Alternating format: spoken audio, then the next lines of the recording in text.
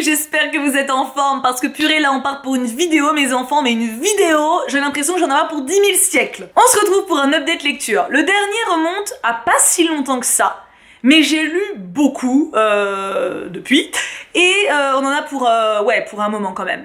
Après j'ai lu quelques mangas, quelques romans, mais surtout beaucoup de BD, romans graphiques, parce que bah ça se lit assez vite et que j'en ai reçu plusieurs, donc c'est un peu ce que j'adore lire ces derniers temps. Donc c'est surtout pour cette dernière catégorie où j'ai énormément de titres à vous proposer, et en plus tous plus inspirants les uns que les autres. Je vous propose que on blablate pas plus, hein, on attaque tout de suite. On commence par manga, après roman, donc les deux petites catégories où j'ai pris mon temps, où ça va vite, et après BD, roman graphique, où là on charbonne les enfants, on charbonne. Commençons donc par les mangas avec une découverte que j'ai fait grâce à ma petite Ohapi. Ohapi, je ne sais pas si vous la connaissez, c'est une youtubeuse Disney, mais elle fait pas que ça, maintenant c'est un peu plus ouvert au niveau de tous ses centres d'intérêt. Et c'est une fille que j'adore, voilà, humainement parlant, c'est un petit sucre, tu vois. Et elle a fait une story pour parler de Beyond the Clouds. Et je dois avouer que j'ai juste vu la présentation du tome et je me suis dit, ok, je vais le lire, voilà. Non mais des fois je suis très simple et très superficielle, hein, on est d'accord.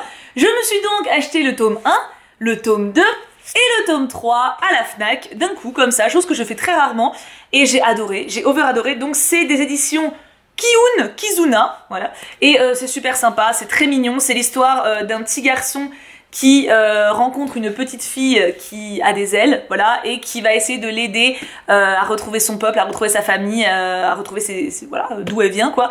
C'est trop mignon. Alors, j'ai vu pas mal de critiques comme quoi le tome 2 servirait pas à grand chose, qu'il se passe pas grand chose. En même temps, si tu lis une histoire aussi poétique et mignonne dans l'espoir d'avoir du Attaque des Titans, il y a un petit problème d'attente quelque part. Donc oui, effectivement, l'action est relativement lente, mais je trouve pas qu'on perde notre temps pour autant. Il y a beaucoup d'échanges, beaucoup de partages, on s'attache au perso, et j'ai adoré ces 3 tomes. Ce sont mes petits sucres, voilà, ce sont maintenant mes petits sucres. Alors on change diamétralement d'ambiance. J'ai reçu de la part de Glénat Pour le pire, tome 1 et 2, que j'ai lu du coup d'affilée. Là on est sur une femme en prison parce qu'elle a tué des gens, et un gars de l'assistant social qui va faire croire qu'il est amoureux d'elle pour essayer de lui soutirer des informations sur les corps qu'elle a planqués, parce que ils ont pas tous été retrouvés, et c'est chelou, c'est chelou, du coup on sait pas trop si elle est coupable ou pas, on sait pas si lui il la kiffe ou pas, c'est très second degré, assez glauque, hein. Le gars est très cru dans ses propos, c'est deux salles, deux ambiances si vous voulez. Après moi dans le genre j'ai bien aimé, j'ai pas été choquée, mais voilà, ça peut être dérangeant clairement, donc pas à mettre en toutes les mains, mais si vous aimez bien les lectures un petit peu, comment dire, avec pas mal de vices, si on peut dire ça comme ça peut être intéressant. Maintenant voilà, c'est pas non plus totalement, j'ai déjà lu des mangas bien pires, hein, vraiment on va dire, je vais dire corrompus, mais vraiment trash. Là c'est pas trash, c'est deux persos avec une grande bouche qui au final commencent à crocher un peu, enfin c'est mi-mystérieux, mi-rigolo, c'est bizarre, ça peut être dérangeant, clairement, mais moi ça m'a pas choqué. En tout cas, après bon voilà, je suis peut-être un peu dur à choquer, mais c'est voilà, il y a rien de... Ça m'a pas empêché de dormir. Ça peut être intéressant pour ceux qui aiment bien les histoires un peu, voilà, je vous dis creepy, double lecture aussi, je pense que ça doit... J'ai lu les 2 premiers tomes seulement, mais j'ai l'impression que ça prépare une intrigue qui est quand même bien nouée, et ça c'est toujours bien intéressant. Et c'est tout pour les mangas. Eh ben oui, je vous dis c'est rapide, roman, manga, c'est rapide. On continue donc du coup avec les romans. J'ai lu 10 jours dans un asile que l'une d'entre vous m'a offert et que je remercie vivement parce que j'avais lu la BD de Nelly Bly, donc j'avais très envie de lire ce qu'avait écrit véritablement la journaliste, donc Nelly Bly. Donc là c'est ce qu'elle a écrit par rapport à son séjour dans un asile psychiatrique où elle s'est infiltrée pour dénoncer les abus en fait faits sur les patientes. Alors ça fait froid dans le dos vraiment, parce que là pour le coup c'est pas un roman, c'est un truc qu'elle a écrit en tant que journaliste, donc c'est un récit de faits réels, et honnêtement à lire j'étais pas bien. Ce qui est très paradoxal avec ce que je viens de dire avant, hein, mais je l'ai un peu mal vécu, alors que c'est très court, hein, mais c'était très intéressant, très édifiant, mais pas forcément facile. Ça te met vraiment le nez dedans en fait sur ce que ces femmes ont pu vivre à l'époque. Après voilà, ça peut être une claque un peu nécessaire aussi, hein, même si c'est terminé, mais bon, savoir ce qu'ont vécu nos ancêtres, ou savoir ce qu'ont vécu certaines tranches de population à certaines époques, fait partie du devoir de mémoire, je pense, à mon modeste niveau. Donc voilà, c'était une lecture très intéressante. C'est très court, comme vous pouvez le voir. En plus là, il y a 2 récits, deux de ces textes différents. Donc la partie sur l'asile est très courte, mais c'est vraiment très intéressant. dur à lire, mais édifiant. Après, alors là, j'ai lu les 2 premiers tomes d'Elana qu'une d'entre vous m'a envoyé. J'ai dévoré les 2 d'affilée, c'était un vrai bonheur. Du coup, j'ai reçu, grâce aux éditions Rajo, tous les tomes suivants, donc de la quête des Willan, des mondes des Willan, et le dernier tome d'Elana que j'ai commencé. D'ailleurs, j'ai commencé la quête des Willan qui est en cours en ce moment. J'ai trop hâte de lire toute la saga de Pierre Bottero. Je dois avouer que je suis tombée amoureuse de la plume. Je suis tombée amoureuse particulièrement d'Elana. J'ai hâte de continuer et pas de finir, mais du coup d'avancer le plus possible cette saga. C'est du jeunesse, mais ça se lit extrêmement bien pour en tant qu'adulte, et c'est tout ce que je souhaite à du jeunesse. Donc voilà, je peux pas trop en dire parce que forcément c'est le début d'une grande saga, donc c'est compliqué, mais j'ai adoré le personnage d'Elana qui est très fort, mais avec des fêlures, très humain. J'ai adoré, il y a une question qui est posée dès le début. En fait, dès qu'on pose une question à Elana, elle demande si elle doit donner la réponse du poète ou la réponse du savant. Et j'adore cette façon assez binaire de répondre, qui est en même temps assez complète sur ce qu'on peut ressentir. Donc c'est un peu la tournure coup de cœur, mais le personnage d'Elana en lui-même est un coup de cœur absolu en fait. J'ai adoré la suivre sur ces 2 tomes. Et bon, je sais qu'on la suivra pas dans la quête des Willan, mais pour ce que j'ai commencé, Willan a l'air vraiment sympa. Je vous tiendrai au courant dans le prochain update. Ensuite, je vais vous parler de 2 relectures que j'ai faites. Le Petit Prince, que j'ai lu en stream. D'ailleurs, vous pouvez trouver la rediff sur ma chaîne secondaire, si jamais vous voulez. Je vous mettrai le lien en description au cas où. J'avais très envie de le lire avec vous, de le relire avec vous. La dernière fois que je l'avais lu, je devais avoir 14-15 ans, je ne sais pas. Je me le suis acheté et je l'ai redécouvert avec vous. J'ai failli pleurer à de nombreuses reprises. C'est un plaisir d'avoir redécouvert ces lignes. C'est vraiment un livre très poétique, très doux, plein d'amour, simple et efficace. Tout le monde doit l'avoir lu, Le Petit Prince. En plus, pour le coup, vous n'avez aucune excuse. Il est très court, il y a des illustrations. Chaque ligne est une petite pépite. Très heureuse de l'avoir redécouvert avec vous. C'était vraiment un super moment. Et ensuite, une autre relecture où en fait je me suis fait prendre au jeu moi-même. En fait, j'avais fait un stream où j'avais lu le premier chapitre de l'Histoire sans fin. J'avais envie de faire ça en fait, et je le referai, de lire juste le premier chapitre de certains romans pour vous donner envie peut-être à vous de le redécouvrir de votre côté. Alors pour Le Petit Prince, j'ai fait une exception, on va dire, je l'ai lu en entier, mais déjà il est assez court, et puis il est dans le domaine public maintenant, Le Petit Prince, je pense, enfin voilà, tout le monde connaît, c'est un peu une petite bulle, tu vois, à partager. Pour l'Histoire sans fin ou pour d'autres romans, je me limiterai au premier chapitre, bien sûr, pour que vous ayez vous-même la curiosité de le découvrir par la suite.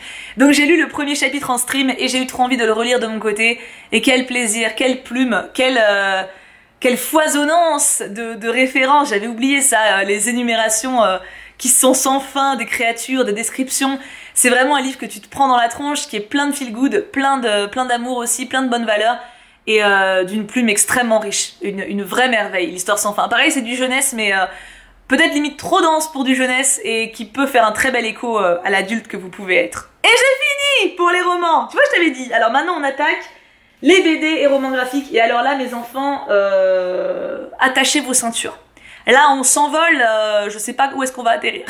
Je vais quand même essayer d'être assez concise pour pas que cette vidéo dure 10 000 ans, sinon je sais que c'est assez indigeste pour tout le monde. Pour moi, pour ma voix, pour vous, pour vos oreilles. On va commencer par un bouquin que j'ai reçu dans la Cube, parce que l'un ou l'une d'entre vous l'avait recommandé. C'est Carbone et Sicilium. C'est une BD, déjà immense, voilà, particulièrement immense, de science-fiction. Donc ça se passe dans notre futur où les hommes programment des espèces de robots, droïdes, et arrivent à mettre également des parties de robots dans l'être humain, ce qui fait que nos existences sont beaucoup plus longues. Et du coup c'est une grosse réflexion sur qu'est-ce que l'humanité, qu'est-ce qui fait de nous des êtres humains, jusqu'où on peut aller, jusqu'où il faut aller pour garder notre décence, pour garder notre humanité. Qu'est-ce qu'une intelligence artificielle? Qu'est-ce qu'elle peut apporter à l'être humain? Est-ce qu'elle doit être considérée comme humaine au bout d'un certain moment parce qu'elle a nos émotions, ou est-ce qu'elle doit rester une machine? Toutes ces questions un peu qui sont assez fréquemment posées dans les œuvres de science-fiction, mais qui là sont traitées avec une comment dire ça? C'est très actuel. C'est très actuel, et les questions par rapport à la planète, par rapport à tout ça, c'est une BD très actuelle, tout en étant un récit fictif futuriste. Donc c'est pas forcément facile à lire, parce que ça met voilà des questions qu'on se prend un peu dans la tronche de plein fouet. Bon, même si on est habitué à traiter le sujet maintenant, mais voilà, c'est pas toujours évident.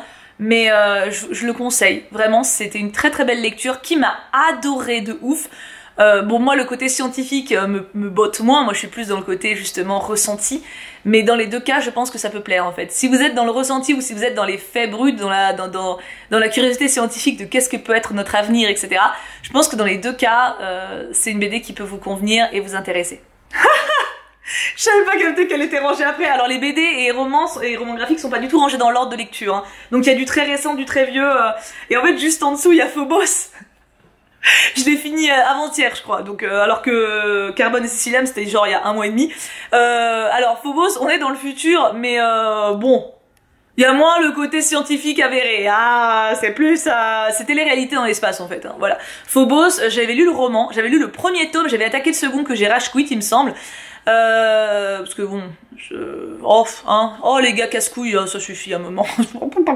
Du coup, Phobos, qu'est-ce que c'est? Alors c'est une saga, je pense que j'ai même pas besoin de la présenter, c'est une saga young adulte qui a fait un succès incroyable, et je comprends pourquoi. C'est l'histoire d'un groupe de meufs, un groupe de mecs qui sont envoyés dans l'espace pour coloniser Mars. Donc il y a des logements qui les attendent là-bas et ils font le voyage. Et en fait, c'est présenté sous forme de télé-réalité à la planète Terre. Les gens peuvent faire des dons pour faire des cagnottes, pour qu'ils soient bien là-bas, etc. Enfin voilà, plein de trucs comme ça. Et donc on suit différentes femmes, différents hommes avec des vécus différents, beaucoup d'hommes et de femmes avec des fêlures. Et là, il y a le format BD qui est sorti que Glénat m'a envoyé. Alors le format BD est très sympa. Il ressemble au bouquin. Je dois avouer qu'il n'y a pas de libertés qui ont été prises. C'est très fidèle au bouquin. Je me souviens de mémoire quand même assez lointaine, mais que j'avais quand même préféré le bouquin, le premier, j'entends. Il y avait forcément plus de détails, et c'est vrai que la vie dans l'espace, etc. c'est... Eh ben mon chat, tu manges pendant que maman elle tourne. Bon bah désolé s'il y a des bruits de croquettes qui tombent. La vie dans l'espace, voilà, forcément c'est des détails qu'on a envie de savoir, tu vois, comment ils vivent, comment ils s'entendent, le côté un peu micro-société loin de nous, forcément c'est attrayant. Après dans le second tome ça part un peu en couille, en mode mec viril là, mes couilles, ouais, bref, ouais. Mais du coup voilà, la première BD est cool. J'aurais tendance à quand même conseiller le premier roman si jamais vous voulez découvrir l'univers. Mais la BD donne un aperçu, donc si vous n'êtes pas sûr de kiffer, lisez la BD, ça vous donne vraiment un aperçu. Mais ce qui fait un peu la richesse de la saga, c'est quand même les détails qui sont donnés sur les caractères, etc. Que là, comme c'est très très dense comme livre, là ils ont vraiment dû aller à l'essentiel. Et je pense que c'est un peu dommage, quoi. Parce que bon, tant qu'à faire, autant avoir tous les détails. Même les croustillants. Non, je déconne, y a pas de cul dans le premier, calmez-vous. Alors là, on arrive sur une découverte que j'ai fait grâce à Amandine, la chérie de Clochou, dont je vous ai déjà parlé plusieurs fois, c'est une bonne copine. Elle m'a prêté cette BD, La naissance en BD, découvrez vos super pouvoirs. Alors apparemment c'est le premier tome, voilà, il y a tome 2 et 3, etc. Donc je vais lui rendre évidemment, hein, et je me tâte à pas me l'acheter en fait, y compris la BD et les suites, puisque, bon alors je ne suis pas enceinte, je ne sais pas encore si je serai enceinte un jour, mais la façon de présenter la grossesse là-dedans est passionnante. Kim l'a lu, il l'a trouvée très intéressante aussi. Alors encore une fois, Kim est quelqu'un de très scientifique, hein, qui est très... oui, bah voilà, très scientifique tout simplement. Et il l'a quand même trouvée extrêmement intéressante, alors que justement la BD met en avant cette différence entre la médecine et la grossesse. C'est-à-dire que, alors, j'ai très envie d'en parler pendant 1000 ans, mais ça va être beaucoup trop long, donc je vais essayer quand même de vous schématiser ça...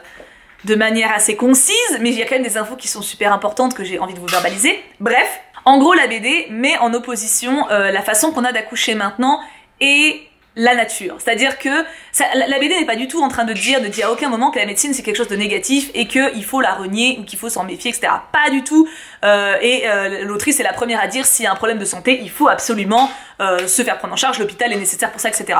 Par contre, le truc c'est que maintenant, une grossesse est montrée comme une maladie en fait. On est traité comme si on était malade. On va à l'hôpital, on est à l'usine, clairement, ce côté de si vous voulez si vous voulez la péridurale, c'est maintenant, après l'anesthésiste il se barre et tout, genre il va se barrer, enfin tu vois, en fait ils ont un certain nombre de temps parce qu'ils ont beaucoup d'accouchements, donc il faut que tu accouches dans un certain créneau. Donc c'est pour ça que des fois t'as des péridurales qui n'ont pas lieu d'être, ça va vite, alors que par les voies naturelles, enfin sans aucune prise en charge, on va dire, médicamenteuse, etc., bah ça peut être beaucoup plus long en fait, tout simplement.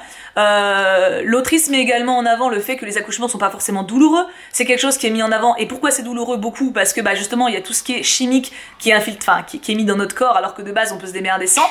Alors attention, encore une fois, je le dis sans doute très mal, hein, ça ne dit pas qu'il faut pas prendre de péridurale, qu'il ne faut pas utiliser les soins médicaux, pas du tout. Ça dit juste que peut-être, des fois, on n'en a pas besoin et qu'on le fait parce qu'on est obligé, parce qu'on ne sait pas comment faire autrement et parce que c'est la façon de gérer. Dans les pays du Nord, typiquement, il y a énormément de maisons d'accouchement qui existent, des lieux donc avec des espèces de petites piscines, des salles exprès pour accoucher où les femmes peuvent prendre leur temps avec des sages-femmes. Ça se fait énormément dans Islande, Irlande, Norvège, Suède, Finlande, tous ces pays-là. C'est déjà mis en avant depuis très longtemps. Nous, on est grave à la bourre là-dessus. Nous, on est encore en mode usine où, quand tu veux accoucher, tu vas à l'hôpital et t'as 24 heures et après, bah bim, si au bout de 3 heures t'es pas là, bah on te déclenche le machin.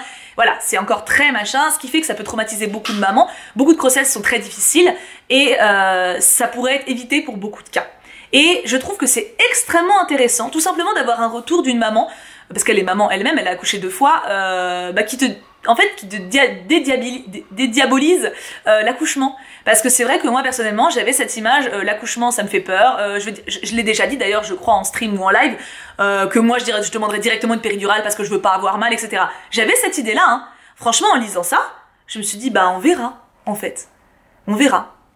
On verra, si j'en ai besoin je le ferai, mais je peux ne pas avoir mal. C'est possible en fait. Parce qu'en fait, normalement, je vous épargne les détails parce que j'avais dit que j'en parlerais pas longtemps, mais ça me passionne.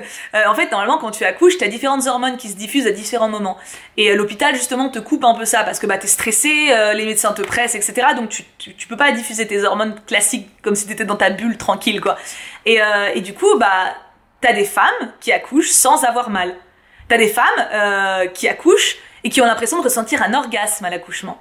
Ça existe. Et ces femmes se font nier actuellement ou passent pour des menteuses ou passent pour des connasses parce que quand elles le disent, elles disent ouais c'est ça n'importe quoi alors que ça existe. Et en fait on nous vend toujours cet accouchement douloureux, cet accouchement qui a besoin d'être médical alors que pas forcément.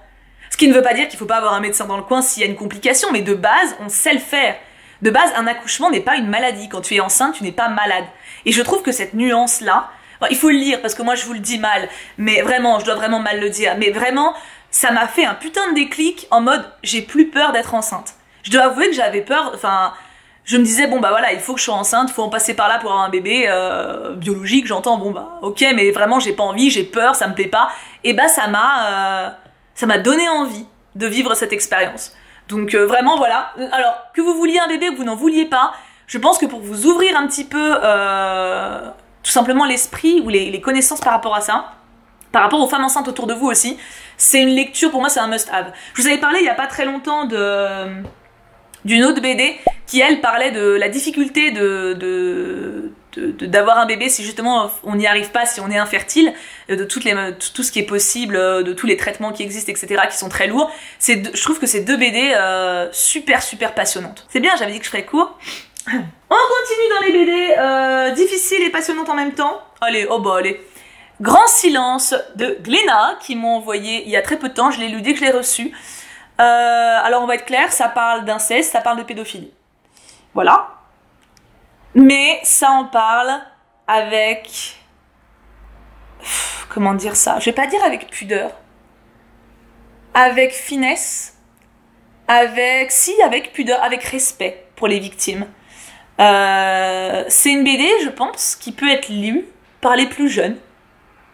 Et ça, c'est balèze. Parce que, pour le coup, moi, en même temps, c'est compliqué de faire court avec des thématiques pareilles. Je suis désolée. Hein. Je sais que très petite, genre vraiment, j'étais en maternelle, ma maman m'avait dit, je me rappelle encore, un moment où on prenait je prenais mon bain et elle m'essuie et elle me dit, tu sais, là, c'est ta zouzou. Elle appelait ça zouzou. Elle fait ça, cet endroit-là, c'est à toi. Personne n'a le droit d'y toucher. À part papa ou maman quand on te lave ou mamie quand on te lave, mais si jamais quelqu'un le touche longtemps ou quelqu'un d'autre que ces personnes-là le touche, tu me le dis. Même si c'est papy, même si c'est tonton, même si c'est quelqu'un qui te dit tu le dis pas à maman, tu me le dis. Elle m'a dit ça vraiment, j'étais petite, hein, et ça m'avait pas fait peur. Vraiment, j'avais 4 piges, enfin... Juste j'étais en mode, ok. Et ça m'a gardé une vigilance quand même, tu sais, genre... Et ça m'a permis, je pense, je sais pas, d'avoir conscience que c'était mon corps. Et ça, c'est des paroles qui, à mon avis, sont nécessaires pour tous les gamins. Très tôt. Très tôt. Et à mon avis, cette BD, elle permet d'avoir un dialogue par rapport à ça. Alors, c'est peut-être trop cru quand même. Enfin, il n'y a rien n'est montré. Absolument rien. Il n'y a aucune image choquante. Tout est fait, en fait, sous forme de silence et de cassage. C'est-à-dire, attendez, je vais essayer de vous montrer une image. Attends. Voilà. Par exemple. Et en fait, il y a beaucoup également de bulles de silence. Beaucoup de BD où en fait ils ne parlent pas. Voilà, par exemple ici. Où en fait, justement, les enfants n'arrivent pas à parler, n'arrivent pas à dire ce qui leur est arrivé. Et où les adultes ne savent pas écouter aussi. C'est toute une métaphore de ça en fait, cette BD. Donc je pense pour les plus jeunes, essayez quand même, si vous êtes parents, ne les mettez pas dans les mains de vos gosses tout seuls, de toute façon il faut en parler derrière, attention. C'est peut-être un peu brut pour certains parce que certains visages font quand même peur quand ils sont, tu vois. En tant que parent, lisez-la avant, faites-vous votre propre idée. Vous pouvez voir si vous pouvez la passer à votre enfant, le lire avec votre enfant, etc. Mais ça peut être une amorce qui peut être salvatrice.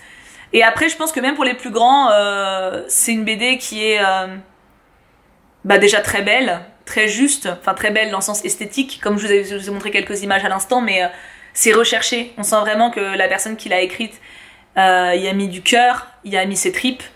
Et c'est un rappel qui est nécessaire. Beaucoup trop d'enfants sont victimes d'abus actuellement. Il faut en parler.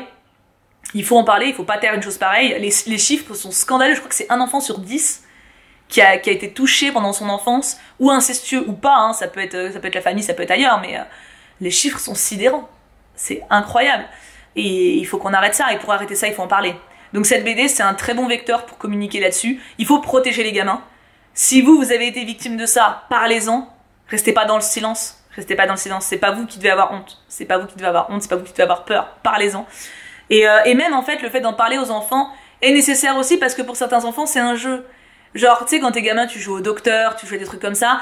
Et je me rappelle, moi, d'une copine où on avait joué à Robin des Bois et Marianne et on s'était fait des bisous, tu vois. Bon, c'était des bisous, donc il n'y avait pas de conséquences derrière, mais il y a cette curiosité de la libido à peu près vers 6-7 ans.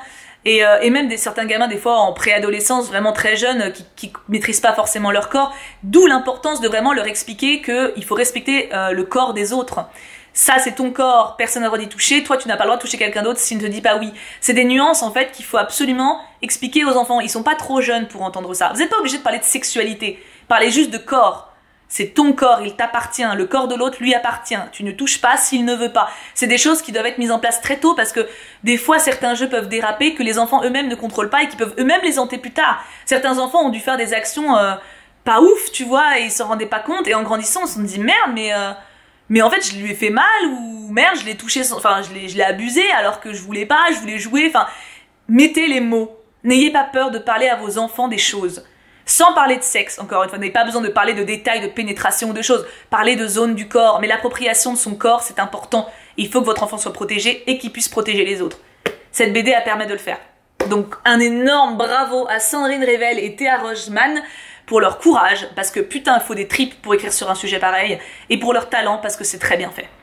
Francis de Lopoutine, je ne sais pas comment on dit.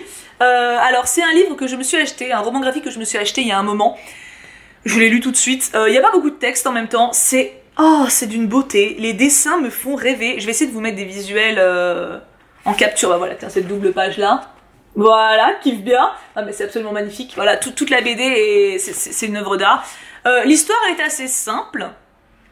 Mais en même temps, je la trouve très poétique. C'est l'histoire de cette jeune sorcière qui n'est pas forcément gentille et qui doit se faire, entre guillemets, certifier, mais en même temps, elle a une pote qui est meilleure qu'elle, qui va être à sa place.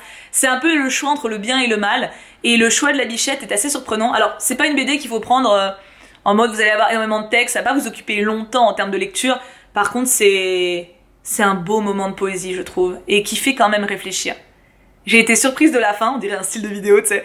Et ouais, non, c'était un très beau moment. Avec une palette de couleurs et une patte graphique qui m'a totalement conquise. Il était dans ma wishlist depuis longtemps, celui-là. Il était temps que je craque, hein. On part sur une BD que j'ai reçue d'un ou une d'entre vous, si je dis pas de bêtises. Je l'ai pas noté, non. Mais il me semble que c'était un cadeau. Il me semble que c'était un cadeau que j'ai reçu en courrier à la boîte postale. Les enfants de la résistance. Et bah c'était super cool.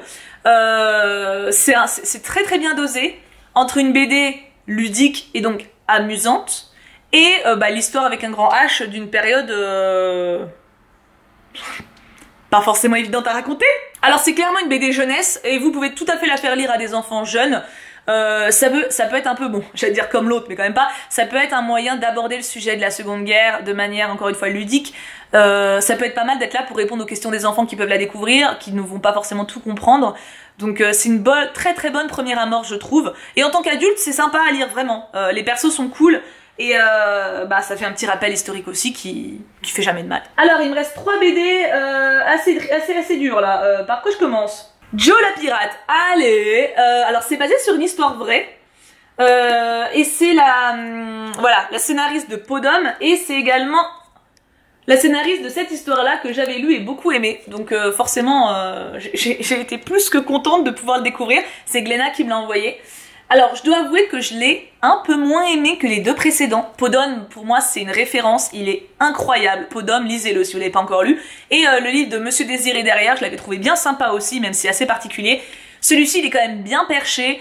C'est l'histoire de Joe, donc qui est du coup une femme, qui s'habille en homme, pour le coup. Alors, il n'est pas question, il me semble, Enfin, je voudrais pas, en fait, préjuger sur est-ce qu'elle se sentait homme tout le temps ou pas, enfin je sais pas si c'était du travestissement ou de la transidentité pour le coup, mais voilà, donc c'est très intéressant. Alors sa vie est incroyable, quand je pense que c'est basé sur sa vraie vie, c'est complètement fou, tout ce qu'elle a fait c'est complètement dingue. Après je dois avouer que son caractère n'était pas super attachant, je l'ai pas trop aimé en fait, voilà, c'est personnel hein, mais j'ai trouvé le personnage incroyable, c'est bluffant de voir tout ce qu'il a vécu, donc je vais le genrer au masculin. Mais c'est pareil, en fait, dans le bouquin, il me semble qu'elle est gérée au féminin, donc je sais pas trop comment elle se positionnait pour l'époque, donc je vais alterner, voilà. Mais voilà, j'ai trouvé la BD très intéressante. C'est une personnalité dont j'avais jamais entendu parler, qui est quand même, qui en impose quoi, avec un sacré caractère. Et c'est juste que voilà, humainement parlant, j'ai moins adhéré et je l'ai trouvé un peu difficile en fait niveau caractère. Puis bon, c'est une époque où ça parle aussi quand même de colonisation, d'esclavage. C'est compliqué. Mais ce que j'ai bien aimé, c'est que la BD n'est pas là pour te dire c'est quelqu'un de génial, aime-le ou aime-la, tu vois. C'est juste le portrait d'une vie sans jugement et avec beaucoup de tendresse. Et j'ai trouvé ça du coup assez attachant. J'ai été plus attachée à la narration qu'au personnage. Je crois que c'est la première fois que ça m'arrive. Donc n'hésitez pas, si jamais vous êtes curieux, on est sur Joe né fifi et puis qui embrasse une vie d'homme. On continue avec les thématiques. Oh là là, celui-ci, ne m'oublie pas. Non. Vous voulez me faire pleurer en fait, c'est ça. Voilà. Alors c'est l'histoire de cette mamie qui a Alzheimer et de sa petite fille qui d'ailleurs aime les femmes.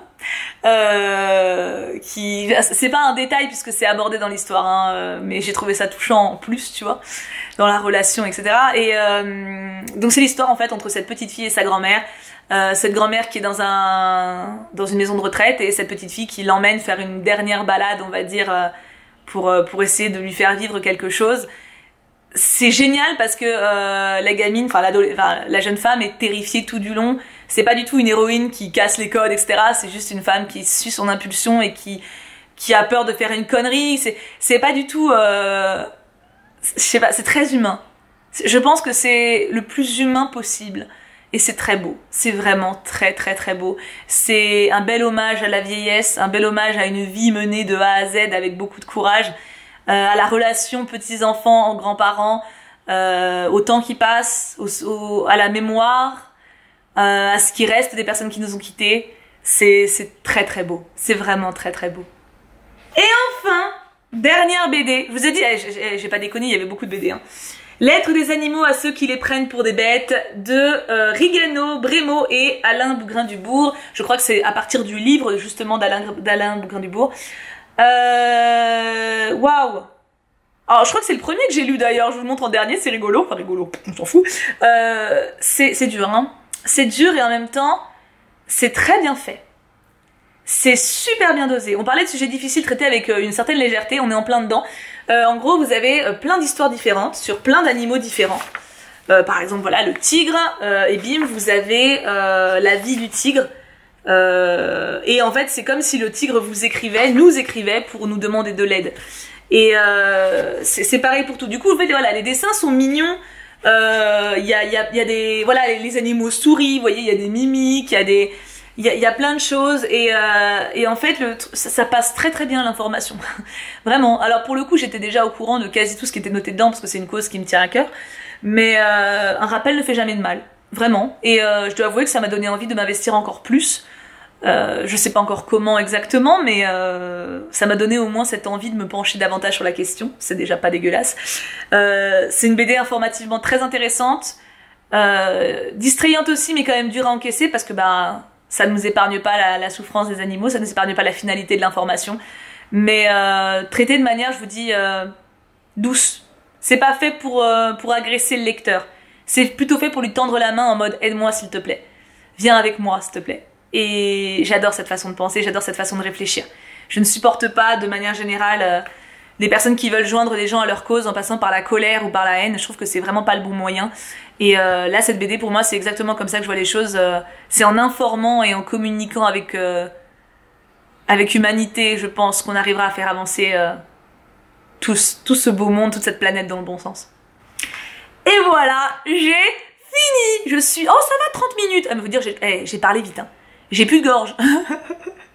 Je suis décédée là, au secours. Alors, qu'est-ce que vous en avez pensé de tout ça? Hein? Avouez. Avouez, il y a des trucs de ouf.